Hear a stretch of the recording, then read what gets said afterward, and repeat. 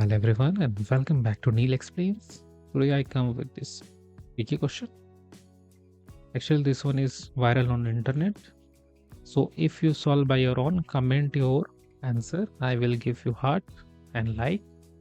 So our question is 48 divided by parenthesis 4 into 2 plus 6.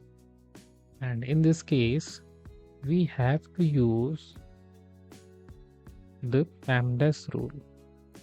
And in PEMDAS, the first priority will be parenthesis. So we will solve for this part.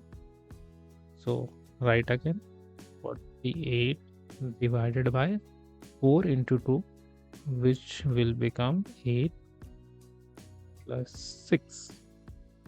Now we have to, in the next step, we have to operate this one 48 divided by 8. So when 48 is divided by 8, the result will be 6. Then the same, and for final answer you have to add these 6 and 6, which will be 12. So here the final answer is 12. So if you want good math books, go and check out our description and comment your answer, real answer actually. And then I will give a heart and like. Thanks for watching and subscribe our channel for more videos like this.